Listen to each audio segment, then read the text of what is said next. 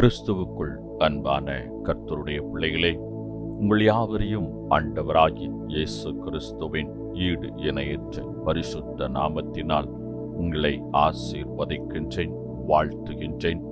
கர்த்தர் தாமே இந்த நாளில் நீங்கள் எதிர்பார்க்கின்ற நன்மைகள் யாவையும் பரத்திலிருந்து உங்களுக்கு பூரணமாக அருளிச் செய்து நீங்கள் இம்மையில் சுகித்திருக்கவும் மறுமையில் நிலை வாழ்வை சுதந்திரித்துக் கொள்ள உங்களுக்கு அனுக்கிரகம் செய்வாராக.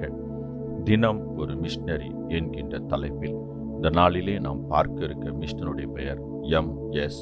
ஏசுதாசன். இவருடைய காலம் 1917 முதல் 1992 வரை. இவருடைய நாடு இந்தியா, இவருடைய தரிசன பூமி இந்தியா. புது வருட ஆராதனை மிகுந்த மகிழ்ச்சியுடன் முடிய கோவிலின் முன்னால் பட்டாசு சத்தம். திடீரென ஒரு பட்டாசு பச்சிளங்குழந்தை மீது விழ வீறிட்டு அழுதது. சற்று நேரத்திற்குள் உடல் நீல நிறமாக மாறியது. அந்த குழந்தை பரிதாபமாக மரித்து போனது. சபையார் துக்கத்தில் ஆழ்ந்தனர். ஆம், ஊரே அழுதது. குழந்தையின் தாய் அழுது கொண்டே ஆண்டவரிடம் முறையிட்டார்கள். மீண்டும் ஒரு மகனை தந்தால் அவனை உம்பணிக்கே அனுப்புவேன் என்று பொருத்தனை செய்தார்கள். அம்மண்டாட்டின் வெளிப்பாடாக பிறந்தவரே இயேசுதாசன். வளரும் பருவத்தில் புதுமையான செயல்களை செய்தார். கல்வியில் சிறந்தார், ஆசிரியரானார். புதுமையான முறையில் புரிந்து கொள்ளும் வழியில் கற்றுக் கொடுத்தார். கவிதை பாணியில் கடகடவென கல்வியை கற்றுக்கொண்டனர் மாணவர்கள். குருத்துவ பயிற்சி பெற்று நெல்லை திருமண்டலத்தின் ஆயரானார். தாழ்த்தப்பட்ட மக்களின் பாதுகாவலனாகவும் உற்ற நண்பராகவும் உழைத்தார்.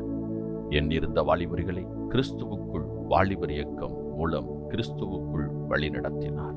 ஆவியில் நிரம்பி அந்நிய பாஷை பேசும் அற்புத ஜெப வீரர். விசுவாசத்தினாலே தன் தேவைகள் அனைத்தையும் தேவனிடமிருந்து பெற்றவர். தன்னை நாடி வரும் அனைவருக்கும் நல்லதொரு ஆலோசனைக்காரர். பாடல்களை ஏற்றுவதில், இசைக்கருவிகளை மீட்டுவதிலும், வேத வியாக்கியானங்களை செய்வதிலும் சிறந்தவர். இறைப்பணியை இலக்கிய சுவையோடும் இனிமையான நயத்தோடும் இன்பமான முகத்தோடும் செய்தவர். பணப்பற்று இல்லாமல், பொருட்செல்வம் தேடாமல், ஊர் போற்றும் உத்தமராய் இறைவனின் தூதுவராய் வாழ்ந்த இவர் அனைவருக்கும் ஒரு வழிகாட்டி. பிரியமானவர்களே, உங்கள் தாளந்துகளையும் திறமைகளையும் ஆண்டவரின் அர்ப்பணிக்கு பயன்படுத்துகிறீர்களா?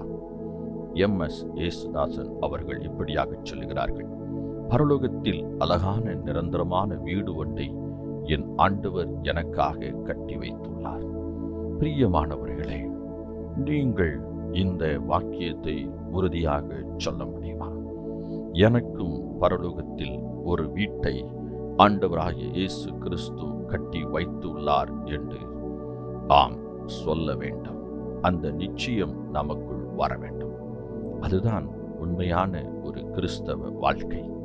இந்த எம்.எஸ். ஏசுதாசன் அவர்கள் உண்மையும் உத்தவமாக ஊழியத்தை செய்திருக்கிறார். ஆவிக்குரிய அபிஷேகங்கள் வரங்களை எல்லாம் பெற்று ஊழியத்தை நிறைவாக செய்திருக்கின்றார். உலக பிரகாரமான கர்த்தர் கொடுத்த அனைத்து திறமைகளையும் ஆண்டவராகிய இயேசுவை அறிவிப்பதில் அவர் முழுவதுமாக செலவிட்டிருக்கின்றார். ஆம், போதிப்பதிலே சிறந்தவராக திகழ்ந்திருக்கின்றார். எழுத்து பணிகளையும் செய்திருக்கின்றார். இசை மீட்கும் பணியையும் செய்திருக்கிறார். பாடல்களை பாடும் பணிகளையும் செய்திருக்கிறார். கவிதை நயத்தோடும் இலக்கிய நயத்தோடும் இயேசுவின் அன்பை எவ்விதமாக எளிமையாக ஜனங்களுக்கு கொண்டு சேர்க்க முடியுமோ அவ்விதமாக அவர் செய்து முடித்திருக்கின்றார்.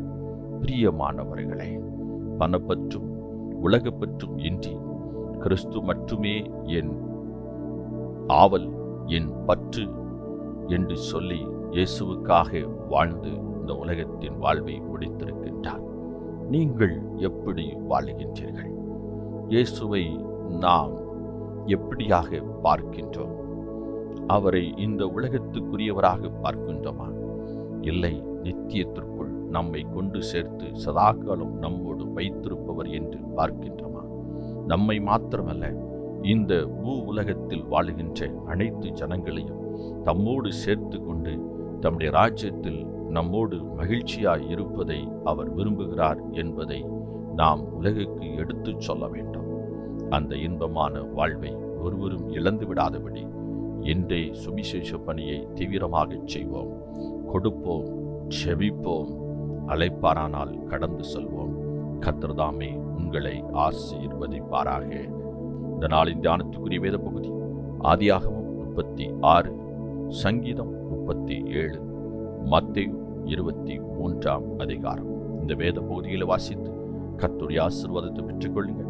கர்த்தர் தாமே உங்களை ஆசீர்வதிப்பாராக. ஆமென்.